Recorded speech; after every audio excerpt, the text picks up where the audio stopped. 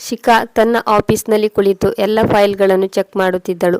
ಅವಳ phone ring ಆಯಿತು. Phone ಎತ್ತುತ್ತಿದ್ದಂತೆ ಅವಳು ಗರಬಡಿದವಳಂತಾದಳು. ಅವಳ ಕೈಯಿಂದ ಫೋನ್ ಜಾರಿ ಬಿತ್ತು. ಕೈಕಾಲುಗಳು ನಡುಗತೊಡಗಿದವು.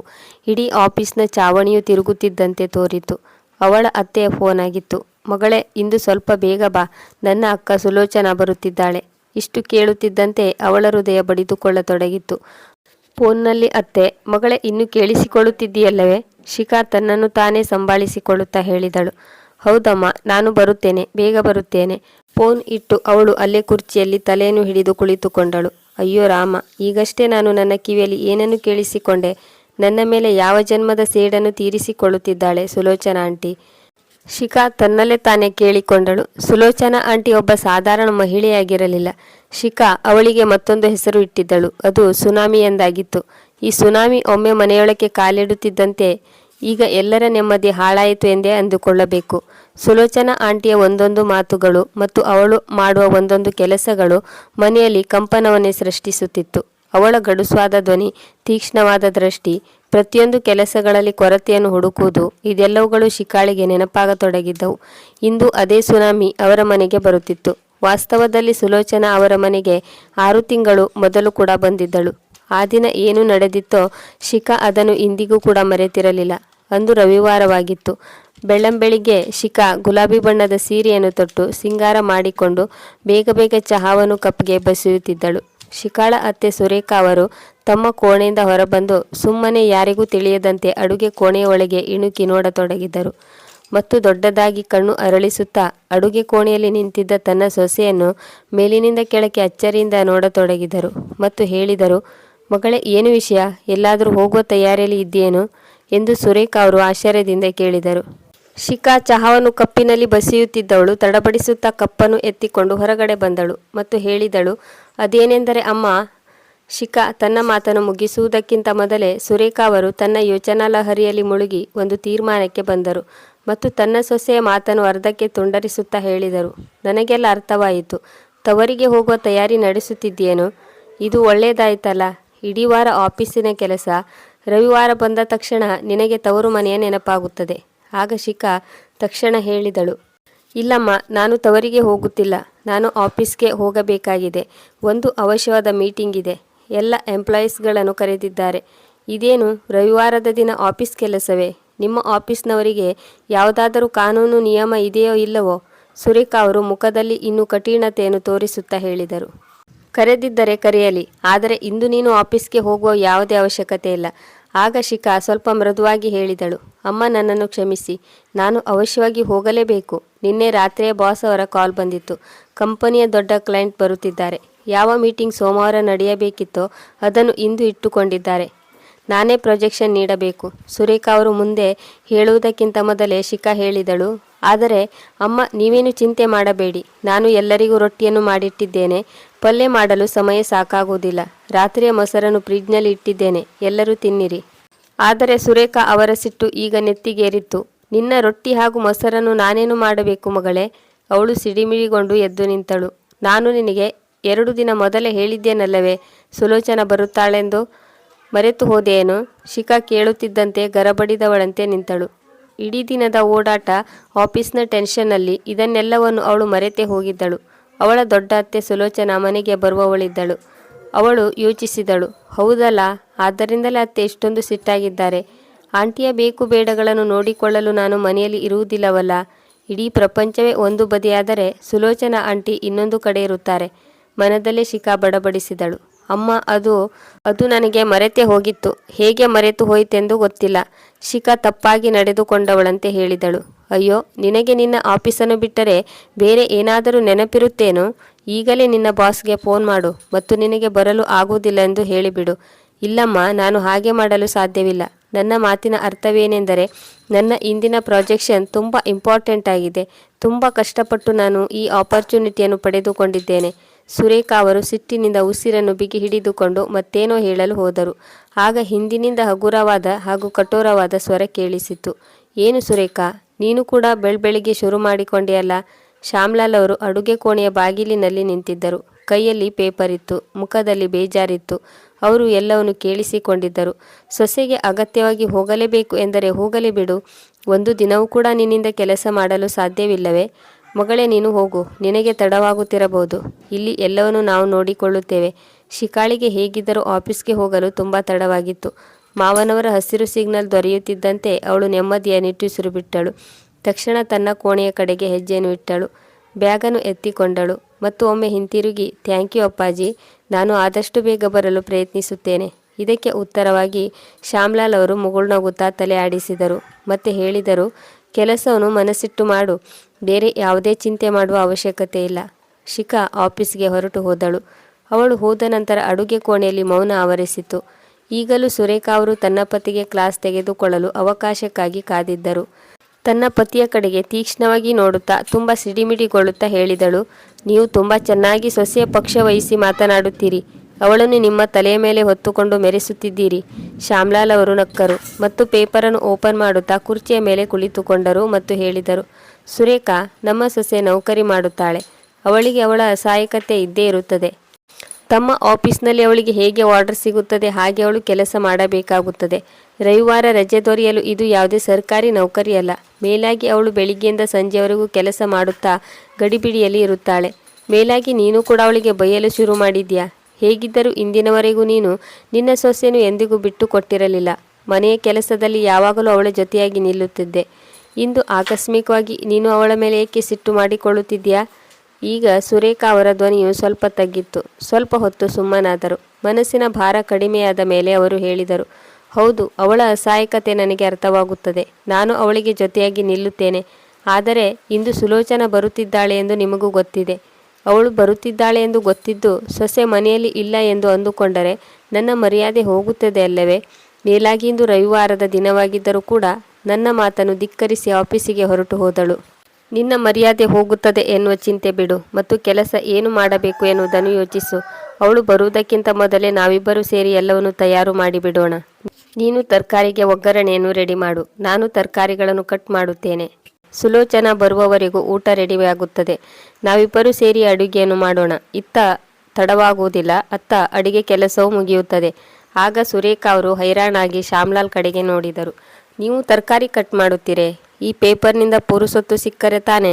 ಪೇಪರನ್ನು ಪಕ್ಕಕ್ಕೆ ಇಡುತ್ತಾ ಶ್ಯಾಮ್ಲಾಲ್ ಅವರು ಹೇಳಿದರು, ತೆಗೆದುಕೋ. ನಾನು ಪೇಪರನ್ನು ಪಕ್ಕಕ್ಕೆ ಇಟ್ಟೆ.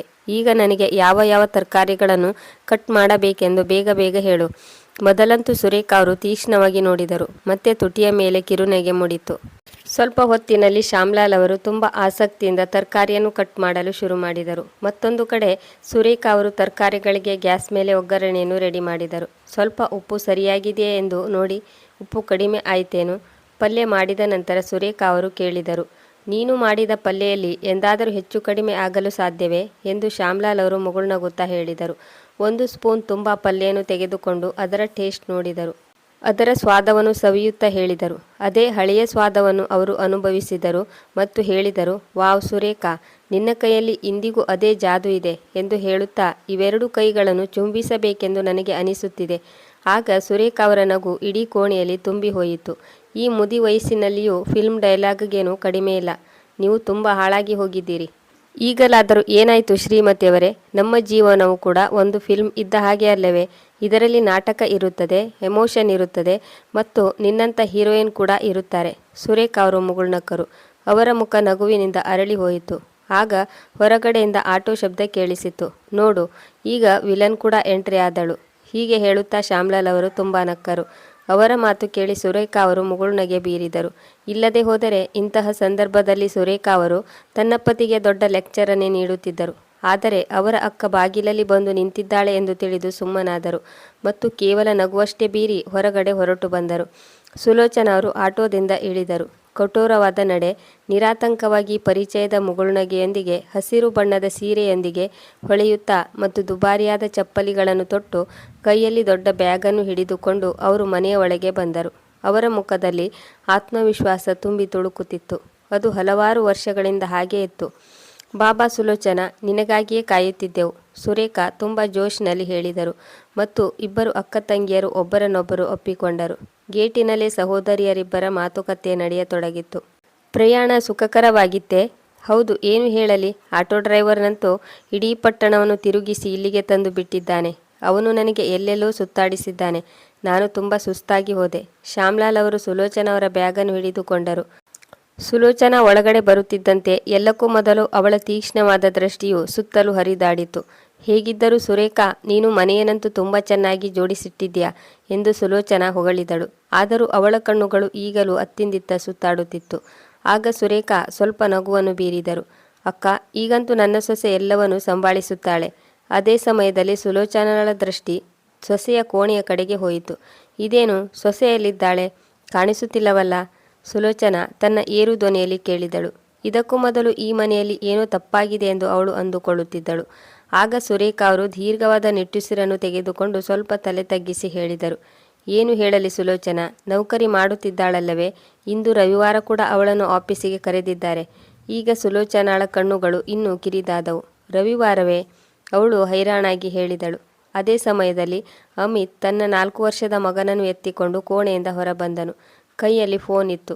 ಆದರೆ ಅಮ್ಮ ಹಾಗೂ ಚಿಕ್ಕಮ್ಮನನ್ನು ನೋಡಿ ಫೋನನ್ನು ಜೇಬಿನಲ್ಲಿ ಹಾಕಿಕೊಂಡನು.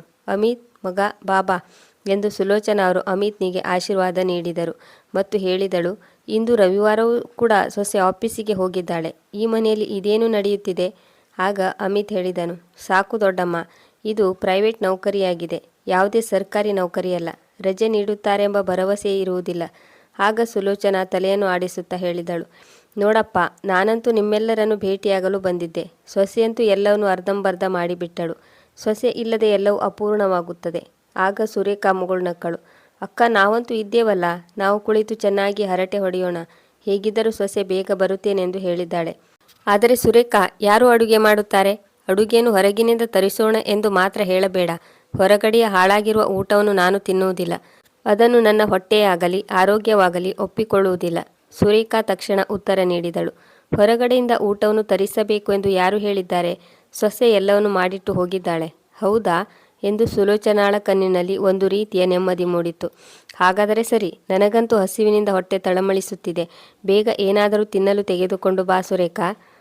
ಆಗ ಶ್ಯಾಮ್ಲಾಲ್ ಅವರು ಕುಳಿತುಕೊಳ್ಳಲು ಕುರ್ಚಿಯನ್ನು ತೋರಿಸಿದರು. ಮೇಜಿನ ಮೇಲೆ ಊಟದ ಅಲಂಕಾರವು ಕಂಗೊಳಿಸತೊಡಗಿತ್ತು.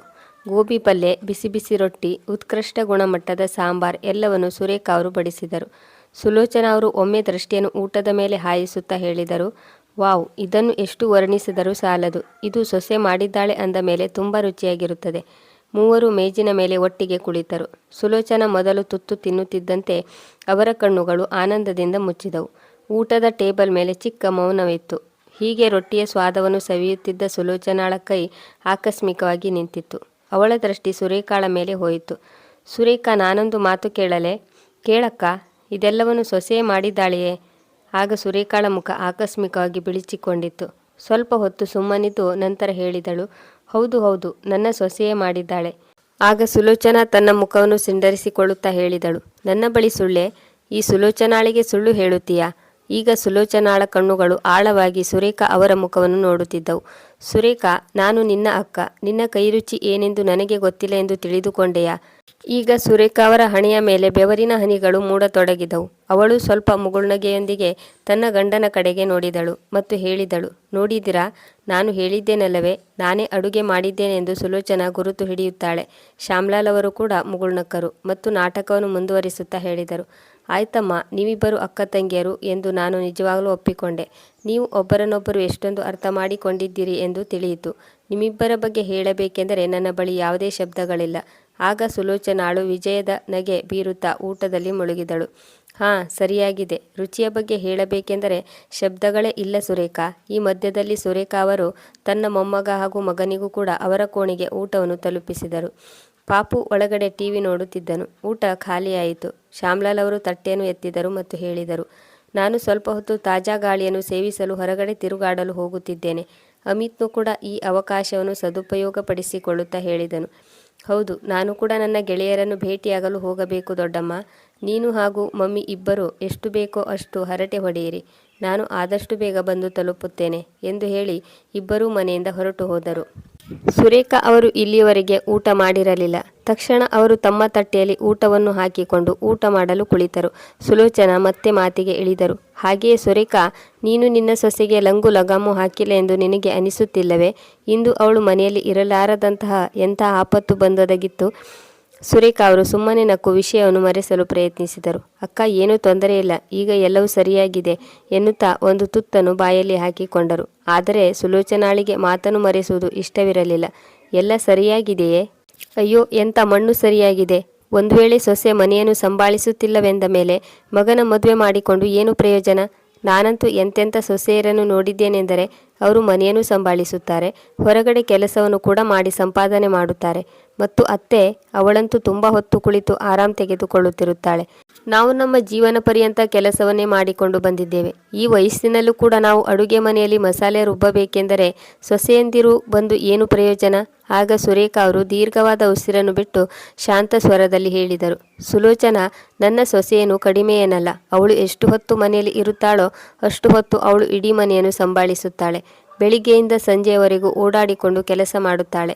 ಹೊರಗಡೆ ಹೋಗಿ ಹಣವನ್ನು ಸಂಪಾದಿಸುತ್ತಾಳೆ. ನಾನು ಬೈದರೂ ಎಲ್ಲವನ್ನು ಸುಮ್ಮನೆ ಕೇಳಿಸಿಕೊಳ್ಳುತ್ತಾಳೆ. ತಿರುಗಿ ಯಾವುದೇ ಉತ್ತರವನ್ನು ನನಗೆ ನೀಡುವುದಿಲ್ಲ. ಹೀಗೆ ಹೇಳುತ್ತಾ ಸುರೇಖಾ ಮುಗುಳ್ನಕ್ಕರು. ಆದರೆ ಸುರೇಖಾಳ ಬಾಯಿಂದ ಸೊಸೆಯ ಹೊಗಳುವಿಕೆಯನ್ನು ಕೇಳಿ ಸುಲೋಚನಾಳಿಗೆ ಸಮಾಧಾನವಾಗಲಿಲ್ಲ. ಅವಳು ತಟ್ಟನೆ ಹೇಳಿದಳು, ಆದರೆ ಇದೆಲ್ಲದರಿಂದ ನಿನಗೇನು ಪ್ರಯೋಜನ ಸಹೋದರಿ? ಮನೆಯನ್ನು ಸಂಭಾಳಿಸಲು ಮನೆಯಲ್ಲಾದರೂ ಅವಳು ಎಷ್ಟು ಹೊತ್ತಿರುತ್ತಾಳೆ? ಈಗ ನೀನು ನನ್ನನ್ನೇ ನೋಡು. ಇಬ್ಬರು ಸೊಸೆಯಂದಿರ ಅತ್ತೆಯಾಗಿದ್ದೇನೆ. ಮನೆಯ ಕೆಲಸದ ಜವಾಬ್ದಾರಿಯನ್ನು ನಾನು ಮೊದಲೇ ಇಬ್ಬರಿಗೂ ಹಂಚಿದ್ದೇನೆ. ನಾನು ಅವರಿಗೆ ಮೊದಲೇ ಕಟ್ಟುನಿಟ್ಟಾಗಿ ಹೇಳಿದ್ದೆ, ನೌಕರಿ ಮಾಡಬಾರದು, ಮನೆಯನ್ನಷ್ಟೇ ನೋಡಿಕೊಳ್ಳಬೇಕು. ನನ್ನ ಒಂದೇ ಒಂದು ಧ್ವನಿಗೆ ಆಯ್ತಮ್ಮ ಆಯ್ತಮ್ಮ ಎಂದು ಹೇಳುತ್ತಾ ಎಲ್ಲ ಆದೇಶವನ್ನು ಶಿರಸಾವಹಿಸಿ ಪಾಲಿಸುತ್ತಾರೆ. ಆದರೆ ಇಲ್ಲಿ ನಿನ್ನ ಸೊಸೆ ಏನು ಮಾಡುತ್ತಿದ್ದಾಳೆ? ಇಡೀ ದಿನ ಮನೆಯಿಂದ ಹೊರಗೆದ್ದು ಎಂಜಾಯ್ ಮಾಡುತ್ತಿದ್ದಾಳೆ ಮತ್ತು ನಿನ್ನನ್ನು ಅಡುಗೆ ಕೋಣೆಯಲ್ಲಿ ಬಿಟ್ಟಿದ್ದಾಳೆ. ಊಟ ಮಾಡಿದ ನಂತರ ಸುರೇಖಾ ಅವರು ತಟ್ಟೆಗಳನ್ನು ಅಡುಗೆ ಕೋಣೆಗೆ ತೆಗೆದುಕೊಂಡು ಹೋದರು. ಸುಲೋಚನಾ ಕೂಡ ಹಿಂದೆ ಹಿಂದೆ ಬಂದಳು ಮತ್ತು ಆಶ್ಚರ್ಯಚಕಿತಳಾದಳು. ಹೌದಾ, ಈಗ ಪಾತ್ರೆಗಳನ್ನು ಕೂಡ ನೀನೇ ತೊಳೆಯಬೇಕೇ? ಆಗ ಸುರೇಖಾ ಅವರು ಸಹಜತೆಯಿಂದ ಉತ್ತರ ನೀಡಿದರು. ಹೌದು, ಇಂದು ಕೆಲಸದವರು ಬರುವುದಿಲ್ಲ, ಆದ್ದರಿಂದ ಪಾತ್ರೆಯನ್ನು ಕೂಡ ಹೆಚ್ಚಿನ ಪಾತ್ರೆ ಅಲ್ಲ, ಅವಶ್ಯಕತೆ ಇರುವ ಕೆಲವೇ ಪಾತ್ರೆಗಳನ್ನು ತೊಳೆಯುತ್ತೇನೆ. ಆಗ ಸುಲೋಚನಾಳ ಮುಖದಲ್ಲಿ ಕೋಪ ಮೂಡಿತು. ಮತ್ತು ನಿನ್ನ ಸೊಸೆ ರಾಣಿ ಏನು ಮಾಡುತ್ತಾಳೆ? ನಿನ್ನ ಕೈಯಾರೆ ನೀನು ಮಾಡಿದ ಅಡುಗೆಯನ್ನು ತಿನ್ನುತ್ತಾಳೆ ಮತ್ತು ಎಲ್ಲ ಸ್ವಚ್ಛತೆಯನ್ನು ನೀನೇ ಮಾಡಬೇಕಲ್ಲವೇ? ಇದರ ಬಗ್ಗೆ ಹೇಳಬೇಕೆಂದರೆ ನೀನು ನಿನ್ನ ಸೊಸೆಯ ಚಾಕರಿ ಮಾಡುತ್ತಿದ್ದೀಯಾ? ಆಗ ಸುರೇಖಾ ಅವರು ಅಡುಗೆ ಕೋಣೆಯ ಸಿಂಕ್ನಲ್ಲಿ ಪಾತ್ರೆಗಳನ್ನು ಇಡುತ್ತಾ ಹೇಳಿದರು. ಅಯ್ಯೋ ತಗೊಳಪ್ಪ, ನಾನೇಕೆ ಸೊಸೆಯ ಚಾಕರಿಯನ್ನು ಮಾಡಲಿ? ಇದಂತೂ ಮನೆಯ ಕೆಲಸವಾಗಿದೆ. ಕೆಲಸದವಳು ಬಂದಿಲ್ಲ ಎಂದ ಮೇಲೆ ನಾವೇ ಮಾಡಬೇಕಲ್ಲವೇ? ಆಗ ಸುಲೋಚನಾ ತಮಾಷೆ ಮಾಡುತ್ತಾ ಹೇಳಿದಳು. ವಾವ್, ನನ್ನ ಸಹೋದರಿ, ನಿನ್ನ ಸೊಸೆಯು ನಿನ್ನನ್ನು ಚೆನ್ನಾಗಿ ಮೂರ್ಖಳನ್ನಾಗಿ ಮಾಡಿದ್ದಾಳೆ. ನೀನು ಈ ಸುಲೋಚನಾಳ ಸಹೋದರಿ ಎಂದು ಎಂದಿಗೂ ಮರೆಯಬೇಡ. ಆರ್ಡರ್ ಕೊಡುವುದನ್ನು ಕಲಿ, ನೌಕರಿ ಮಾಡುವುದಲ್ಲ. ನಿನ್ನ ಸೊಸೆಗೆ ತಿಳಿಯುವ ಹಾಗೆ ಹೇಳು. ಈ ಮನೆಯಲ್ಲಿ ಕುಳಿತುಕೋ, ಮನೆಯನ್ನು ನಿಭಾಯಿಸು ಎಂದು ಖಡಕ್ಕಾಗಿ ಹೇಳು. ಆಗ ಸುರೇಖಾ ಅವರು ಪಾತ್ರೆಯನ್ನು ತೊಳೆಯುತ್ತಾ ನಗುತ್ತಾ ಹೇಳಿದರು. ತಗೊಳಪ್ಪ, ನಾನು ಹೇಳಿದೆ, ಅವಳು ತಕ್ಷಣ ಒಪ್ಪಿಕೊಂಡಳು ಎನ್ನುವ ರೀತಿಯಲ್ಲಿ ನೀನು ಹೇಳುತ್ತಿದ್ದೀಯಲ್ಲ. ಶಿಖಾ ಯಾವುದೇ ಪರಿಸ್ಥಿತಿಯಲ್ಲೂ ನೌಕರಿ ಮಾತ್ರ ಬಿಡುವುದಿಲ್ಲ. ಹಣವನ್ನು ಸಂಪಾದಿಸುವ ಉತ್ಸಾಹ ಅವಳಲ್ಲಿ ಇದೆ.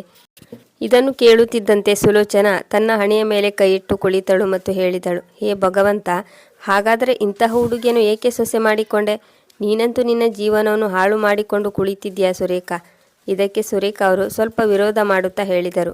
ಇಲ್ಲ ಸುಲೋಚನಾ, ನನ್ನ ಸೊಸೆ ತುಂಬ ಚೆನ್ನಾಗಿದ್ದಾಳೆ, ತುಂಬ ಓದಿದ್ದಾಳೆ ಮತ್ತು ತಿಳುವಳಿಕೆ ಉಳ್ಳವಳಾಗಿದ್ದಾಳೆ. ಅವಳು ನನ್ನ ಜೀವನವನ್ನು ಹೇಗೆ ಹಾಳು ಮಾಡಿದಳು? ನೋಡು ಸಹೋದರಿ, ಎಲ್ಲಕ್ಕಿಂತ ಅವಶ್ಯವಾದ ಕೆಲಸವೇನೆಂದರೆ ಅದು ಮನೆಯ ಕೆಲಸ. ಒಂದು ವೇಳೆ ಒಬ್ಬಳು ಮಹಿಳೆ ಮನೆ ಕೆಲಸ ಮಾಡಲು ಸಾಧ್ಯವಿಲ್ಲ ಮತ್ತು ಮನೆಯವರಿಗೆ ಅಡುಗೆ ಮಾಡಲು ಸಾಧ್ಯವಿಲ್ಲ ಎಂದಾದರೆ ಅವಳು ಮಹಿಳೆಯಾಗಿದ್ದು ಏನು ಪ್ರಯೋಜನ? ನಿಧಾನವಾಗಿ ಸುರೇಖಾ ಅವರ ಮುಗುಳು ನಗು ಮಾಯವಾಗತೊಡಗಿತ್ತು. ಸುಲೋಚನಾ ಹೇಳುವುದು ಸರಿಯೇ. ಅವರ ಮನದಲ್ಲಿ ಚಿಕ್ಕ ಸಂದೇಹ ಮೂಡತೊಡಗಿತ್ತು. ಸುರೇಖಾ ಅವರು ಸುಮ್ಮನಾದರು ಮತ್ತು ತಲೆ ಅಲ್ಲಾಡಿಸುತ್ತಾ ಸುಲೋಚನಾಳ ಮಾತನ್ನು ಕೇಳುತ್ತಲೇ ಇದ್ದಳು. ಸುಲೋಚನಾಳು ಸುರೇಖಾ ಅವರ ಮೌನವನ್ನು ಗೆಲುವೆಂದು ತಿಳಿದುಕೊಂಡಳು ಮತ್ತು ಮುಂದೆ ಹೇಳಿದಳು. ನೋಡು, ನಾನು ನಿನ್ನ ಒಳ್ಳೆಯದಕ್ಕಾಗಿ ಹೇಳುತ್ತಿದ್ದೇನೆ. ಈಗ ಸೊಸೆಯು ಮನೆಯ ಜವಾಬ್ದಾರಿಯನ್ನು ತೆಗೆದುಕೊಳ್ಳಬೇಕು. ನೀನು ನಿನ್ನ ಇಡೀ ಜೀವನವನ್ನು ಮನೆಯನ್ನು ಸಂಭಾಳಿಸುತ್ತಾ ಕಳೆದಿದ್ದೀಯಾ. ಅಂದ ಮೇಲೆ ಈಗ ನೀನು ಆರಾಮ್ ತೆಗೆದುಕೊಳ್ಳಬೇಕು. ಸುಲೋಚನಾಳ ಮಾತುಗಳು ಸುರೇಖಾ ಅವರಲ್ಲಿ ಒಂದು ಹೊಸ ವಿಚಾರದ ಬೀಜ ಮೊಳೆಯಲು ಕಾರಣವಾಯಿತು. ಅದು ನಿಧಾನವಾಗಿ ಬೆಳೆದು ದೊಡ್ಡದಾಗತೊಡಗಿತ್ತು. ಈಗ ಸಂಜೆಯಾಯಿತು. ಸುಲೋಚನಾ ಮತ್ತು ಸುರೇಖಾ ಅವರು ಮಾತನಾಡುತ್ತಾ ಈಗ ಅವರ ಧ್ವನಿಯು ಕ್ಷೀಣವಾಗುತ್ತಾ ಸಾಗಿತ್ತು. ಶ್ಯಾಮ್ಲಾಲ್ ಅವರು ಹತ್ತಿರದ ಕೋಣೆಯಲ್ಲಿ ಆರಾಮ್ ತೆಗೆದುಕೊಳ್ಳುತ್ತಿದ್ದರು. ಸುಲೋಚನಾ ಗಡಿಯಾರದ ಕಡೆಗೆ ನೋಡುತ್ತಿದ್ದಂತೆ ಸವಾಲುಗಳನ್ನು ಪ್ರಶ್ನೆಗಳನ್ನು ಕೇಳುವ ರೀತಿಯಲ್ಲಿ ಹೇಳಿದಳು. ನಿನ್ನ ಸೊಸೆಯು ಬೇಗ ಬರುತ್ತಾಳೆ ಎಂದು ಹೇಳಿದ್ದೀಯಲ್ಲವೇ? ಈಗ ನಾನು ಹೋಗುವ ಸಮಯವಾದರೂ ಕೂಡ ಬಂದಿಲ್ಲವಲ್ಲ? ಸಹೋದರಿ, ಆ ಮಹಾರಾಣಿ ಎಲ್ಲಿದ್ದಾಳೆ? ಬೆಳಿಗ್ಗೆಯಿಂದಲೂ ಸುಲೋಚನಾಳ ಮಾತುಗಳು ಸುರೇಖಾಳ ಮನದಲ್ಲಿ ಆಳವಾಗಿ ಇಳಿಯುತ್ತಿದ್ದವು. ಈಗ ಶಿಕಾಳಿಗೆ ತಡವಾಗಿರುವುದು ಕೂಡ ಆ ಬೆಂಕಿಗೆ ತುಪ್ಪ ಸುರಿದ ಹಾಗೆ ಆಗಿತ್ತು. ಅವರು ಸುಮ್ಮನಾದರು. ಆದರೆ ಅವರ ಮನದ ಒಂದು ಮೂಲೆಯಲ್ಲಿ ಚಿಂತೆ ಕಾಡತೊಡಗಿತ್ತು. ಇಲ್ಲಿಯವರೆಗೆ ಅವಳು ಬರಬೇಕಿತ್ತು. ಕನಿಷ್ಠವೆಂದರೂ ತನಗೆ ತಡವಾಗುತ್ತಿದೆ ಎಂದು ಹೇಳಬಹುದಾಗಿತ್ತು. ಅದೇ ಸಮಯದಲ್ಲಿ ಬಾಗಿಲಿನ ಬೆಲ್ ಶಬ್ದವಾಯಿತು. ಆಗ ಸುರೇಖಾ ಎದ್ದಳು. ನೋಡು, ಸೊಸೆ ಬಂದಿದ್ದಾಳೆ ಎಂದು ಬಾಗಿಲನ್ನು ತೆರೆಯಲು ಹೋದಳು. ಬಾಗಿಲನ್ನು ತೆರೆಯುತ್ತಿದ್ದಂತೆ ಶಿಖಾ ಒಳಗಡೆ ಬಂದಳು. ಹಣೆಯ ಮೇಲೆ ಬೆವರಿನ ಹನಿಗಳಿದ್ದವು. ಕೂದಲು ಹರಡಿಕೊಂಡಿತ್ತು. ಅವಳು ಆಯಾಸಗೊಂಡಂತೆ ತೋರುತ್ತಿದ್ದಳು. ಆದರೆ ಮುಖದಲ್ಲಿ ಒಂದು ಹೊಳಪಿತ್ತು. ಬರುತ್ತಿದ್ದಂತೆ ಒಂದು ಕಡೆ ತನ್ನ ಬ್ಯಾಗನ್ನು ಇಟ್ಟಳು ಮತ್ತು ನಗುತ್ತಾ ಹೇಳಿದಳು, ಅಮ್ಮ, ನನ್ನ ಪ್ರಾಜೆಕ್ಷನ್ ತುಂಬ ಚೆನ್ನಾಗಿ ಆಯಿತು. ಬಾಸ್ ಅವರು ನನ್ನನ್ನು ತುಂಬ ಹೊಗಳಿದರು. ನನಗೆ ಪ್ರಮೋಷನ್ ಆಗುವ 100% ಚಾನ್ಸ್ ಇದೆ. ಆನಂತರ ಅವಳು ಸುಲೋಚನಾಳ ಕಡೆಗೆ ನೋಡಿದಳು ಮತ್ತು ತಲೆ ಬಗ್ಗಿಸಿ ಅವರ ಕಾಲಿಗೆ ಬಿದ್ದು ನಮಸ್ಕರಿಸಿದಳು. ಸುಲೋಚನಾ ಶಿಖಾಳನ್ನು ಅಡಿಯಿಂದ ಮುಡಿಯವರೆಗೂ ನೋಡಿದಳು ಮತ್ತು ಅವಳ ಪ್ರತಿಯೊಂದು ನಡೆಯನ್ನು ಸೂಕ್ಷ್ಮವಾಗಿ ಗಮನಿಸುತ್ತಿದ್ದಳು. ನಂತರ ದೂರುವ ಹಾಗೆ ಹೇಳಿದಳು, ವಾವ್ ಶಿಖಾ ಮಗಳೇ, ನೀನಂತೂ ಚೆನ್ನಾಗಿದ್ದೀಯಾ. ಮನೆಯಲ್ಲಿ ಅತಿಥಿಗಳು ಬಂದಿದ್ದಾರೆ. ಮನೆಯಲ್ಲಿ ಏನಾದರೂ ಕೆಲಸ ಮಾಡಬೇಕು, ಮನೆಯನ್ನು ಸಂಭಾಳಿಸಬೇಕು ಎಂಬ ಚಿಂತೆ ನಿನಗೆ ಇಲ್ಲ. ನಿನ್ನ ಕೆಲಸದ ಮೇಲೆ ನಿನಗೆ ತುಂಬ ಪ್ರೀತಿ. ಈ ಮಾತನ್ನು ಕೇಳಿ ಒಂದು ಕ್ಷಣ ಶಿಖಾಳ ಮುಖ ಮುದುಡಿ ಹೋಯಿತು. ಅವಳು ಏನನ್ನು ತೋರ್ಪಡಿಸಿಕೊಳ್ಳದೆ ಸ್ಪಷ್ಟಪಡಿಸುತ್ತಾ ಹೇಳಿದಳು, ದೊಡ್ಡತ್ತೆ, ಆ ರೀತಿ ಏನೂ ಇಲ್ಲ. ಇಂದು ಒಂದು ಇಂಪಾರ್ಟೆಂಟ್ ಮೀಟಿಂಗ್ ಇತ್ತು. ಆದರೆ ಸುಲೋಚನಾ ಅವಳ ಮಾತನ್ನು ಅರ್ಧಕ್ಕೆ ಕಟ್ ಮಾಡಿದಳು. ಈಗ ಅವಳ ಧ್ವನಿಯು ತೀಕ್ಷ್ಣವಾಗುತ್ತಾ ಸಾಗಿತ್ತು. ಮಗಳೇ, ಸಾಕು ಮಾಡು. ನಿನ್ನ ನೌಕರಿಗಾಗಿ ಈ ರೀತಿ ನಡೆದುಕೊಳ್ಳಬೇಕೆ? ನೀನು ನಿನ್ನ ಮನೆಯ ಬಗ್ಗೆ ಗಮನಹರಿಸಲು ಸಾಧ್ಯವಿಲ್ಲ ಎಂದಾದರೆ ಆ ನೌಕರಿಯನ್ನು ಮಾಡಿ ಪ್ರಯೋಜನವೇನು? ಮೊದಲು ನೀನು ಒಬ್ಬಳು ಮಹಿಳೆ ಎನ್ನುವುದನ್ನು ಮರೆಯಬೇಡ. ಆನಂತರ ನೀನು ಒಂದು ಕಂಪನಿಯ ಕೆಲಸಗಾರ್ತಿ. ಒಬ್ಬ ಮಹಿಳೆಯಾಗಿ ನೀನು ನಿನ್ನ ಮನೆಯನ್ನು ಸಂಭಾಳಿಸಬೇಕು. ಆದರೆ ನೀನು ಇದರಲ್ಲಿ ಫೇಲ್ ಆಗಿದೆಯಾ? ಆಗ ಶಿಖಾ ಸ್ತಬ್ಧಳಾದಳು. ಅವಳು ಏನನ್ನು ಹೇಳಲು ಹೋದಳು. ಆದರೆ ಸುಲೋಚನಾ ತನ್ನ ಬ್ಯಾಗನ್ನು ಎತ್ತಿಕೊಂಡಳು ಮತ್ತು ಹೇಳಿದಳು, ಆಯಿತು, ನಾನಿನ್ನು ಬರುತ್ತೇನೆ. ನಾನು ನಿನ್ನನ್ನು ಅಲ್ಲಿಯವರೆಗೆ ಬಿಟ್ಟು ಬರುತ್ತೇನೆ ಎಂದು ಹಿಂದೆಯೇ ಬಂದ ಸುರೇಖಾ ಹೇಳಿದಳು. ಆಗ ಸುಲೋಚನಾಳು ಹಿಂತಿರುಗಿ ಅಣುಕಿಸುವ ಸ್ವರದಲ್ಲಿ ನಗುತ್ತಾ ಹೇಳಿದಳು, ಇಲ್ಲ ಇಲ್ಲ ಸುರೇಖಾ, ನೀನು ನಿನ್ನ ಸೊಸೆಯ ಬಳಿಯೇ ಇರು. ಅವಳಿಗೆ ಕುಡಿಯಲು ನೀರು ಕೊಡು, ಊಟ ಮಾಡಿಸು, ಅವಳ ಸೇವೆ ಮಾಡು. ಪಾಪ, ಅವಳು ಕಂಪನಿಯಲ್ಲಿ ಕೆಲಸ ಮಾಡಿ ಸುಸ್ತಾಗಿ ಬಂದಿರಬಹುದು. ನೀನೊಬ್ಬಳು ಸುಲೋಚನಾ, ಏನಾದರೂ ಹೇಳುತ್ತಾ ಇರುತ್ತೀಯ? ಸಿಟ್ಟುಭರಿತ ಸ್ವರದಲ್ಲಿ ಹೇಳುತ್ತಾ ಸುರೇಖಾ ಅವರು ತನ್ನ ಸಹೋದರಿಯನ್ನು ಆಟೋದವರೆಗೆ ತಂದು ಬಿಟ್ಟರು. ಆದರೆ ಮನೆಗೆ ಬಂದ ಮೇಲೆ ಸುಲೋಚನಾಳ ಮಾತುಗಳು ಸುರೇಖಾ ಅವರ ಮನಸ್ಸಿನಲ್ಲಿ ಸುಳಿದಾಡುತ್ತಿದ್ದವು. ಬಹುಶಃ ನಮ್ಮ ಮನೆಯಲ್ಲಿ ಯಾವುದೂ ಸರಿಯಿಲ್ಲ ಎಂದು ಸುರೇಖಾಗೆ ಅನಿಸುತ್ತಿತ್ತು. ಶಿಖಾ ತನ್ನ ಜವಾಬ್ದಾರಿಯನ್ನು ಅರಿತುಕೊಳ್ಳಬೇಕು. ಅಷ್ಟಕ್ಕೂ ಸೊಸೆಯಂದಿರು ಮನೆ ಕೆಲಸ ಮಾಡುವುದಕ್ಕಾಗಿ ಇರುತ್ತಾರಲ್ಲವೇ? ಈಗಂತೂ ಸುರೇಖಾ ಅವರ ಮನದಲ್ಲಿ ಒಂದು ನಿರ್ಧಾರವಂತೂ ದೃಢವಾಗಿತ್ತು. ಇದು ತುಂಬ ಅತಿಯಾಯಿತು. ಆಗಿದ್ದು ಆಗಿ ಹೋಯಿತು. ಈಗ ಸೊಸೆ ನೌಕರಿಗೆ ಹೋಗುವುದನ್ನು ಬಿಡಿಸಬೇಕು.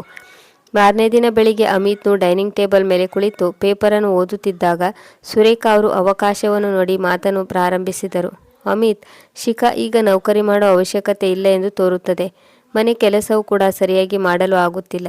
ಆಗ ಅಮಿತ್ನು ಪೇಪರನ್ನು ಕೆಳಗಿಟ್ಟನು ಮತ್ತು ಅಚ್ಚರಿಯಿಂದ ಅಮ್ಮನ ಕಡೆಗೆ ನೋಡಿದನು. ಅಮ್ಮ, ಅವಳು ಮನೆಯಲ್ಲಿ ಕುಳಿತು ಏನು ಮಾಡುತ್ತಾಳೆ? ಎಲ್ಲವೂ ಚೆನ್ನಾಗಿ ನಡೆಯುತ್ತಿದೆ ಅಲ್ಲವೇ? ಬೆಳಿಗ್ಗಿನ ಎಲ್ಲ ಕೆಲಸವನ್ನು ಅವಳು ಮಾಡಿಯೇ ಹೋಗುತ್ತಾಳಲ್ಲವೇ? ಉಳಿದ ಕೆಲಸವನ್ನು ನೀವು ಸಂಭಾಳಿಸುತ್ತೀರಿ. ಈಗ ಸುರೇಖಾ ಅವರ ಕೋಪ ನೆತ್ತಿಗೇರಿತ್ತು. ಸಂಭಾಳಿಸುತ್ತೇನೆ ಎಂದರೆ ಏನರ್ಥ? ನಾನು ಈ ವಯಸ್ಸಿನಲ್ಲಿ ಅಡುಗೆ ಕೋಣೆಯಲ್ಲಿ ಬಿದ್ದಿರಬೇಕೇನು?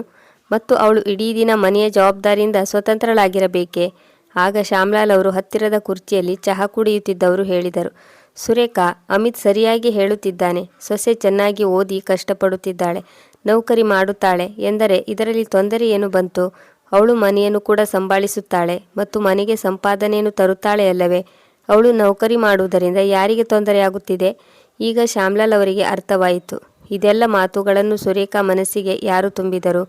ಆದರೆ ಅವರು ಹೇಳಿದ ಮಾತಿಗೆ ಸುರೇಖಾ ಅವರ ಮುಖ ಕಠೋರವಾಯಿತು ಮತ್ತು ಹೇಳಿದರು, ಒಳ್ಳೆಯದು, ಅವಳೆಲ್ಲಿ ಮನೆಯನ್ನು ಸಂಭಾಳಿಸುತ್ತಾಳೆ? ಅತಿಥಿಗಳು ಮನೆಗೆ ಬಂದರೂ ಕೂಡ ಆಫೀಸ್ಗೆ ಹೊರಟು ಹೋಗುತ್ತಾಳೆ.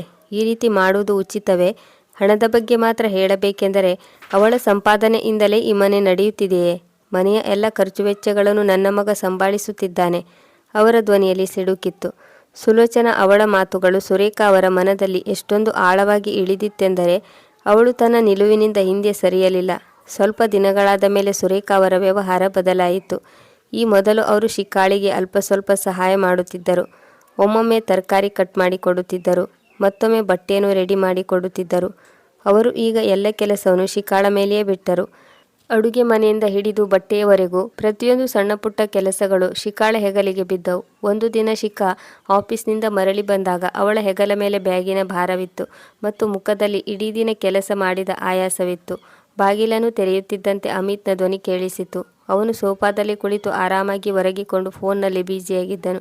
ಶಿಖಾ, ಇಲ್ಲಿವರೆಗೆ ಇಷ್ಟು ಹೊತ್ತು ಎಲ್ಲಿಗೆ ಹೋಗಿದ್ದೆ? ನಾನು ಎಷ್ಟು ಹೊತ್ತಿನಿಂದ ಚಹಾಗಾಗಿ ಕಾಯುತ್ತಿದ್ದೇನೆ ಗೊತ್ತಾ? ಶಿಖಾ ಅಚ್ಚರಿಯಿಂದ ನೋಡಿದಳು ಮತ್ತು ಹೇಳಿದಳು. ಅದೇನೆಂದರೆ, ಇಂದು ಆಫೀಸ್ನಲ್ಲಿ ಅವಳು ತನ್ನ ಮಾತನ್ನು ಇನ್ನೂ ಮುಗಿಸಿರಲಿಲ್ಲ. ಅದಕ್ಕೂ ಮೊದಲು ಸುರೇಖಾ ಅವರು ತನ್ನ ಕೋಣೆಯಿಂದ ಹೊರಬಂದರು. ಅವರ ಮುಖದಲ್ಲಿ ಮೊದಲೇ ಅಸಮಾಧಾನ ಇತ್ತು. ಸಾಕು ಸಾಕು, ಈ ನೆಪವನ್ನು ಆನಂತರ ಹೇಳು. ಸುರೇಖಾ ಅವರು ತೀಕ್ಷ್ಣವಾದ ಸ್ವರದಲ್ಲಿ, ಮೊದಲು ನನ್ನ ಮಗನಿಗೆ ಚಹಾ ಮಾಡಿಕೊಡು. ಪಾಪ ತುಂಬ ಆಯಾಸಪಟ್ಟು ಆಫೀಸ್ನಿಂದ ಮನೆಗೆ ಬಂದಿದ್ದಾನೆ. ಮತ್ತು ನಿನ್ನ ಬಗ್ಗೆ ಹೇಳಬೇಕೆಂದರೆ ನಿನ್ನ ಪತ್ತೆಯೇ ಇಲ್ಲ. ಈ ಮಾತನ್ನು ಕೇಳಿ ಶಿಖಾ ಒಂದು ಕ್ಷಣ ಸ್ತಬ್ಧಳಾಗಿ ಬಿಟ್ಟಳು. ಸುರೇಖಾ ಅವರ ಈ ಕಠೋರವಾದ ಶಬ್ದಗಳು ಒಂದು ಕ್ಷಣ ಅವಳ ಹೃದಯಕ್ಕೆ ಬಾಣದಂತೆ ನಾಟಿತ್ತು. ಈ ಮೊದಲು ಅತ್ತೆಯವರು ಎಷ್ಟೊಂದು ಪ್ರೀತಿಯಿಂದ ಮಾತನಾಡುತ್ತಿದ್ದರು, ಆದರೆ ಈಗ ಪ್ರತಿಯೊಂದು ಶಬ್ದದಲ್ಲಿಯೂ ಬೈಗುಳ ಅಥವಾ ಆರೋಪ ಕೇಳುತ್ತಿತ್ತು. ಆಗ ಶಿಖಾಳಿಗೆ ಏನಾದರೂ ಹೇಳಿಕೊಳ್ಳಬೇಕೆಂದು ಅನಿಸಿತು, ಆದರೆ ಉಪಾಯವಿಲ್ಲದೆ ಸುಮ್ಮನಾದಳು. ಬ್ಯಾಗನ್ನು ಟೇಬಲ್ ಮೇಲೆ ಇಟ್ಟು ಅಡುಗೆ ಕೋಣೆಯ ಕಡೆಗೆ ನಡೆದಳು. ಅತ್ತೆಯ ಈ ಬದಲಾದ ನಡವಳಿಕೆಗಳು ಮತ್ತು ಅಮಿತ್ನ ಕಡೆಗಣಿಸುವಿಕೆ ಎಲ್ಲವೂ ಒಳಗೊಳಗೆ ಅವಳ ಹೃದಯವನ್ನು ಚೂರು ಚೂರು ಮಾಡುತ್ತಿತ್ತು. ಆದರೂ ತನ್ನನ್ನು ತಾನೇ ಸಂಭಾಳಿಸಿಕೊಂಡಳು ಮತ್ತು ಎಲ್ಲರಿಗೂ ಚಹಾ ಮಾಡಿಕೊಟ್ಟಳು. ರಾತ್ರಿಯ ಸಮಯದಲ್ಲೂ ಕೂಡ ತನ್ನನ್ನು ತಾನು ಕೆಲಸದಲ್ಲಿ ತೊಡಗಿಸಿಕೊಂಡು ಶಿಖಾ ಬ್ಯುಸಿಯಾದಳು. ಡಿನ್ನರ್ ರೆಡಿ ಮಾಡೋದು, ಊಟ ಬಡಿಸುವುದು, ಅಡುಗೆ ಕೋಣೆ ಸ್ವಚ್ಛಗೊಳಿಸುವುದು ಎಲ್ಲವೂ ಅವಳದೇ ಜವಾಬ್ದಾರಿಯಾಗಿತ್ತು. ಮತ್ತು ಬಟ್ಟೆ ವಾಶ್ ಮಾಡಲು ಸಾಧ್ಯವಾಗಲಿಲ್ಲ. ತುಂಬ ಬಟ್ಟೆಗಳು ಬಿದ್ದಿದ್ದವು. ಬೆಳಿಗ್ಗೆ ಕೆಲಸಕ್ಕೆ ಹೋಗುವಾಗ ವಾಶ್ ಮಾಡಿ ಹೋಗಿದ್ದಳು. ಅವುಗಳನ್ನು ಸಹ ಒಣ ಹಾಕಬೇಕಾಗಿತ್ತು. ಇಡೀ ದಿನ ಆಫೀಸ್ನಲ್ಲಿ ಕೆಲಸ ಮಾಡಿ ಮೊದಲೇ ಸುಸ್ತಾಗಿದ್ದಳು. ಬೇರೆಲ್ಲ ಕೆಲಸಗಳು ಈಗ ಪೂರ್ಣಗೊಂಡಿದ್ದವು. ಅವಳು ಹಾಸಿಗೆ ಮೇಲೆ ಬಿದ್ದುಕೊಳ್ಳುತ್ತಿದ್ದಂತೆ ತಕ್ಷಣ ಅವಳ ಕಣ್ಣಿಗೆ ನಿದ್ದೆ ಹತ್ತಿತ್ತು. ಯಾವಾಗ ಕಣ್ಣು ಮುಚ್ಚಿದಳೋ ಅವಳಿಗೆ ಗೊತ್ತೇ ಆಗಲಿಲ್ಲ. ಮಾರನೇ ದಿನ ಬೆಳಿಗ್ಗೆ ತುಂಬ ಕಷ್ಟಪಟ್ಟು ಎಲ್ಲ ಕೆಲಸಗಳನ್ನು ಮುಗಿಸಿದಳು. ಆಗಲೇ ಆಫೀಸ್ ಕ್ಯಾಬ್ನ ಹಾರ್ನ್ ಸೌಂಡ್ ಆಯಿತು. ತನ್ನನ್ನು ತಾನು ಕನ್ನಡಿಯಲ್ಲಿ ನೋಡಿಕೊಳ್ಳಲು ಆಗಲಿಲ್ಲ. ಹೇಗಿದ್ದಾಳೋ ಹಾಗೆ ಕೂದಲನ್ನು ಸರಿಪಡಿಸಿಕೊಂಡು ತನ್ನ ಪರ್ಸ್ ಎತ್ತಿಕೊಂಡು ಓಡಿ ಬಂದಳು. ಸ್ವಲ್ಪ ದಿನ ಹೀಗೆ ನಡೆಯತೊಡಗಿತ್ತು. ಒಂದು ದಿನ ಬೆಳಿಗ್ಗೆ ಎದ್ದಾಗ ನೋಡಿದಳು, ಪಾಪು ಹಾಸಿಗೆ ಮೇಲೆ ನರಳುತ್ತಾ ಆ ಕಡೆ ಈ ಕಡೆ ಮಗ್ಗಲು ಬದಲಿಸುತ್ತಿದ್ದನು. ಅವನ ಮುಖ ಕೆಂಪಾಗಿತ್ತು. ಪಾಪು, ಶಿಖಾಳು ಚಿಂತಿತ ಸ್ವರದಲ್ಲಿ ಕೂಗಿ ಕರೆದಳು ಮತ್ತು ಅವನ ಹಣೆಯನ್ನು ಮುಟ್ಟಿ ನೋಡಿದಳು. ಹಣೆ ತುಂಬ ಸುಡುತ್ತಿತ್ತು. ಮಮ್ಮಿ, ನನಗೆ ತಲೆ ನೋಯುತ್ತಿದೆ, ಪಾಪುವು ನಡುಗುವ ಸ್ವರದಲ್ಲಿ ಹೇಳಿದನು. ಶಿಖಾ ಒಂದು ಕ್ಷಣದಲ್ಲಿ ಗಲಿಬಿಲಿಗೊಂಡಳು. ಅಯ್ಯೋ, ನಿನಗೆ ತುಂಬ ಜ್ವರ ಬಂದಿದೆ. ಅವಳು ತಕ್ಷಣ ಥರ್ಮಾಮೀಟರನ್ನು ಹೊರತೆಗೆದಳು ಮತ್ತು ಚೆಕ್ ಮಾಡಿದಳು. 102 ಡಿಗ್ರಿ ಇತ್ತು. ಆಗ ಶಿಖಾ ತಡ ಮಾಡದೆ ಮನೆಯಲ್ಲಿಟ್ಟಿದ್ದ ಜ್ವರದ ಔಷಧಿಯನ್ನು ನೀಡಿದಳು. ಪಾಪುವಿನ ತಲೆ ಮೇಲೆ ಒದ್ದೆಯಾದ ಬಟ್ಟೆಯನ್ನು ಇಟ್ಟಳು. ಆಗ ಅಮಿತ್ ನೇರವಾಗಿ ಹೇಳಿದನು, ನಾನು ಆಫೀಸಿಗೆ ರಜೆಯನ್ನು ಹಾಕಲು ಸಾಧ್ಯವಿಲ್ಲ. ಆದ್ದರಿಂದ ಶಿಖಾಳೆ ಮನೆಯಲ್ಲಿ ಇರಬೇಕಾಯಿತು. ಆಗ ಶಿಖಾಳು ಆಫೀಸ್ಗೆ ಮೇಲ್ ಮಾಡಿ ವರ್ಕ್ ಫ್ರಮ್ ಹೋಮ್ನ ಪರ್ಮಿಷನ್ ತೆಗೆದುಕೊಂಡಳು. ಆಗ ಬಾಸ್ ಅವರು 2 ಶಬ್ದಗಳಲ್ಲಿ ಹೇಳಿ ಮುಗಿಸಿದ್ದರು. ಕೆಲಸ ಅಪೂರ್ಣವಾಗಬಾರದು ಶಿಖಾ, ಎಲ್ಲ ಕಂಪ್ಲೀಟ್ ಆಗಿರಬೇಕು. ಇಂದು ಸಂಜೆವರೆಗೆ ಕ್ಲೈಂಟ್ ಅವರ ಮೀಟಿಂಗ್ ಇದೆ. ನಿನ್ನ ರಿಪೋರ್ಟ್ ಅವಶ್ಯವಾಗಿ ಬೇಕೇ ಬೇಕು. ಮನೆಯಿಂದ ಕೆಲಸ ಮಾಡಬಹುದು, ಆದರೆ ನೀನು ರಿಪೋರ್ಟ್ ಮಾಡಿಕೊಡಲೇಬೇಕು.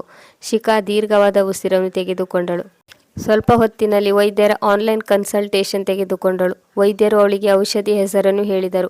ಔಷಧಿಯನ್ನು ನೀಡಿದ ನಂತರ ಅವಳು ಪಾಪವನ್ನು ಮಲಗಿಸಿದಳು. ಕೋಣೆಯಿಂದ ಹೊರಬಂದಳು. ಸುರೇಖಾ ಅವರು ಹಾಲ್ನಲ್ಲಿ ಆರಾಮಾಗಿ ಕುಳಿತುಕೊಂಡಿದ್ದರು. ಟಿವಿಯಲ್ಲಿ ಬೆಳಗ್ಗಿನ ಭಕ್ತಿ ಸಂಗೀತ ಕಾರ್ಯಕ್ರಮ ನಡೆಯುತ್ತಿತ್ತು. ಈಗ ಪಾಪುವಿನ ಆರೋಗ್ಯ ಹೇಗಿದೆ? ಸುರೇಖಾ ಅವರು ಕೇಳಿದಾಗ ಶಿಖಾ ಹೇಳಿದಳು, ಏನು ಹೇಳಲಿ ಅಮ್ಮ, ತುಂಬ ಜ್ವರ ಬಂದಿತ್ತು. ಔಷಧಿ ನೀಡಿದ ಮೇಲೆ ಜ್ವರ ಅಂತೂ ಕಡಿಮೆಯಾಯಿತು, ಆದರೆ ತಲೆನೋವು ಕಡಿಮೆಯಾಗಲಿಲ್ಲ. ಈಗ ಅವನನ್ನು ಮಲಗಿಸಿದ್ದೇನೆ. ನಂತರ ಲ್ಯಾಪ್ಟಾಪ್ ಎತ್ತಿಕೊಳ್ಳುತ್ತಾ ಹೇಳಿದಳು, ಅಮ್ಮ, ನೀವು ಸ್ವಲ್ಪ ಪಾಪುವಿನ ಬಳಿ ಕುಳಿತುಕೊಳ್ಳುತ್ತೀರೇನು? ಅವನ ಆರೋಗ್ಯ ಸರಿಯಿಲ್ಲ. ಅಲ್ಲಿವರೆಗೆ ನಾನು ಸ್ವಲ್ಪ ಆಫೀಸ್ನ ಕೆಲಸವನ್ನು ಮಾಡಿಕೊಳ್ಳುತ್ತೇನೆ. ಶಿಖಾ ಹೇಳಿದಾಗ ಸುರೇಖಾ ಅವರು ಮೆಲ್ಲನೆ ಹಣೆಯ ಮೇಲೆ ಕೈ ಇಡುತ್ತಾ ಹೇಳಿದರು, ಅಯ್ಯೋ ಮಗಳೇ, ನನಗೂ ಕೂಡ ಮೊದಲಿನಿಂದ ತಲೆನೋಯುತ್ತಿದೆ. ನನಗಾಗಿ ಒಂದು ಕಪ್ ಚಹಾ ಮಾಡಿಕೊಡುತ್ತೀಯಾ? ಆಗ ಶಿಖಾ ಟೆನ್ಷನ್ಗೆ ಒಳಗಾದಳು. ಒಂದು ಕಡೆ ಮಗ ಜ್ವರದಿಂದ ನರಳುತ್ತಿದ್ದಾನೆ, ಮತ್ತೊಂದು ಕಡೆ ಆಫೀಸ್ನ ಪ್ರೆಷರ್ ಬೇರೆ. ಆದರೆ ಅವಳು ಏನನ್ನೂ ಮಾತನಾಡಲಿಲ್ಲ. ಅಷ್ಟೇ, ಕೇವಲ ತಲೆ ಆಡಿಸಿದಳು ಮತ್ತು ಅಡುಗೆ ಕೋಣೆಗೆ ಹೋದಳು. ಆಗ ಸುರೇಖಾ ಅವರು ಹೇಳಿದರು, ನಾನು ಎಷ್ಟು ಬಾರಿ ಹೇಳಿದ್ದೇನೆ ನಿನಗೆ, ಆಫೀಸಿನ ಕೆಲಸನೂ ಮನೆಗೆ ತರಬೇಡ.